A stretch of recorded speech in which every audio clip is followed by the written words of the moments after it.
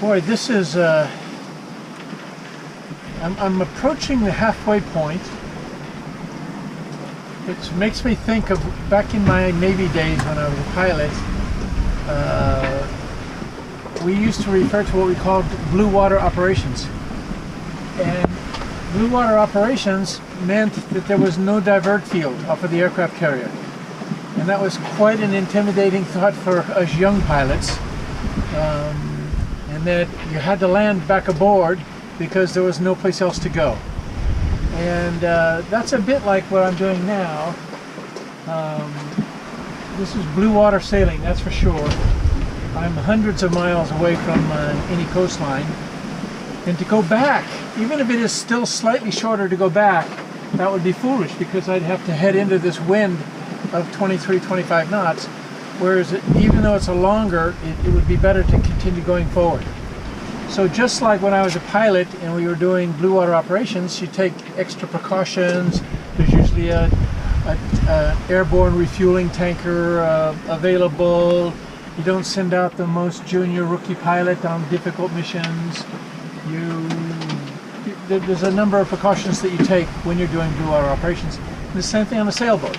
For example, before coming here, I went to see a doctor and I got all kinds of medications in case I hurt myself and break a bone or those kind of things.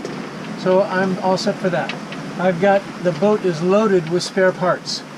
Of course, the spare I need is the one that I probably won't have, but I have so much other stuff that I can probably hash something together if need be. That's what you have to do when you're blue water sailing. You take extra precautions. And it also means, extra precautions means I'm more conservative. 23 knots, I could have the mainsail up. I could have the mainsail up maybe with a single, perhaps a double reef in it, and I'd go faster. But why take that risk? I'm not in the middle of the ocean. So just on the Genoa, it's nice and comfortable. The boat's not heeling over 25 degrees, and this is good. That's what blue water sailing means to me, and much the same concept as when I was a young pilot. Blue water operations meant you took measured risk. It's all about risk management. I used to write that on my CV. Occupation, fighter pilot, a specialty, risk management. So that's what you have to think about, or what are the things that could go wrong. So, and hopefully you minimize the possibility of those things happening, and then when they do occur, you're prepared for them. Hello again. Well, I didn't get that sunshine I was hoping for. The weather has stayed kind of miserable all day long. I've now got about 25 knots of wind, a little bit of rocking and rolling on, some good 2-meter waves out there, just to keep things interesting. In just a few hours I'm going to turn to the southwest, toward the island for the final run-in. I've still got 470 miles to go, so it's a long way still. The reason that we did all this is that the wind has been backing. Backing means it originally was from the southeast, then it went to the east, and then during the day it's gone from the east to the north, and it's supposed to keep doing that over the next couple of days, from the north to the northwest, and northwest to west, and even west to southwest. And that's the reason I did all this was to avoid that, because when the wind is coming from the southwest, that's the direction I'm heading. And so this whole gamble of heading up north and then sprinting out to west was so that I wouldn't have to take that wind head on in what's called the close haul position. In other words, the wind at 1 o'clock, the relative position. That's a close haul position. It's pretty miserable, beating into the waves, crashing into the wind like that. It's hard to do, it's uncomfortable, it's very fatiguing. If I get I'm hoping that it will be close reached, which is the wind at 2 o'clock rather than at 1 o'clock, or even, God willing, be very lucky and have it be a beam reach. In other words, off to my side here and pushing us along there. That's very comfortable. If it's at the 3 o'clock position, 3 or 4 o'clock position, that's ideal. That would be a great way to coast in. If that all happens, then the bet will have paid off. If I end up close hauled and beating into the wind for that last 100 miles. Whew, that's got to be miserable, but I'll let you know. And we're still moving at almost 7 knots, between 6.8 and 7 knots, with following seas. You can see the seas behind us here, pushing us along nicely. There's a nice big one coming at us right now. Whoa, yes. What you don't want is one of those to pop over the back end there, and that's why I keep the hatchway to the companionway closed all the time in case one of those waves pops over the back end, over the stern. Hello, Phantom shipmates. So here we are at the start of the 6th day. Good news is I passed that turning point and now we're heading more or less south. The heading is actually 215 to go down into the islands, and the wind is from the west.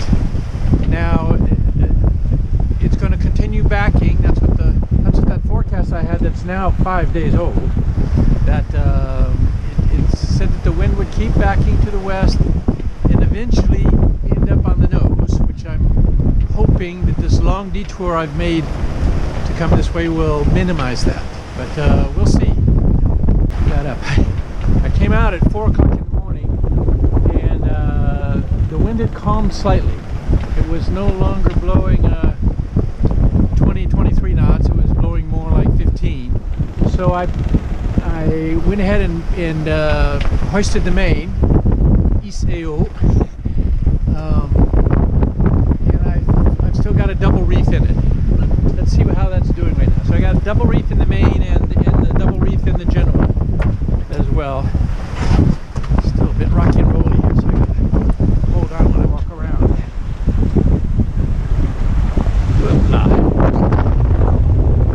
So I'm doing 7.5 knots speed over ground, and the apparent wind is about 20 knots, just about a beam. The apparent wind means the true wind is probably 3 to 5 knots faster than that. I'm sure there's some tourists out there that say, hey, why don't you,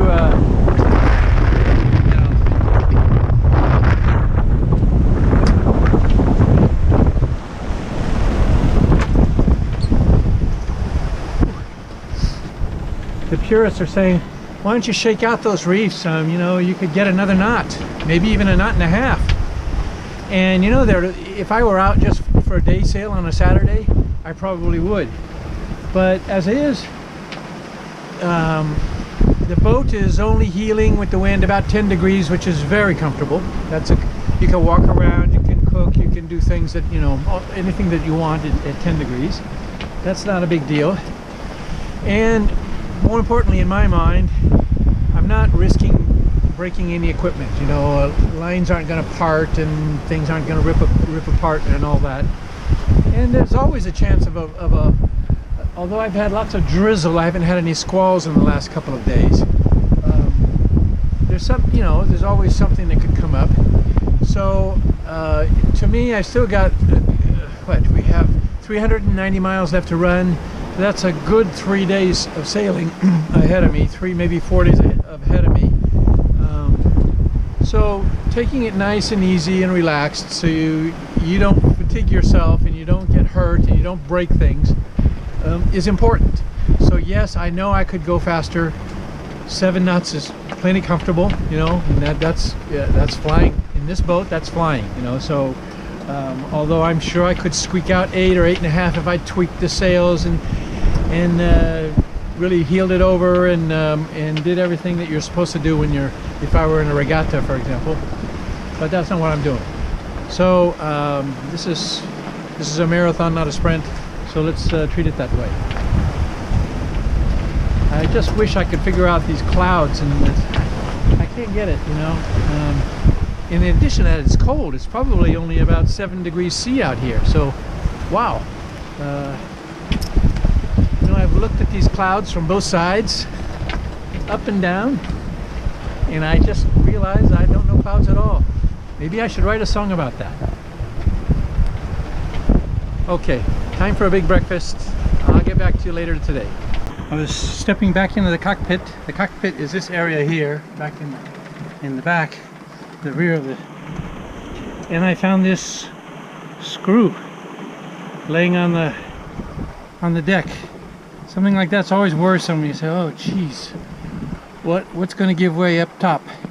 But I was very lucky, and I found out that it's underneath the marine plotter connection there. So very easy fix, and even if I had not discovered it, no serious damage. But that's just goes to show you why you need to do these kind of inspections every single day when you're at sea, when you possibly can. It was just too dangerous the last 3 days with high waves and wind and lots of rain, so everything was very slippery. I don't like to leave the cockpit in bad conditions, so that's just not a good idea. When you do leave, I always try to, I'd be lying if I said I always do, but I try to do it whenever it's at all feasible, practicable, because that's every lone sailor's nightmare. Is if you fall overboard, the only thing you can hope for is that they recover your body for closure for the family, because out here there isn't anyone who's going to rescue you. Anyway, let's move on to happier thoughts, and that's why strap in. Strap in is a way to stay safe.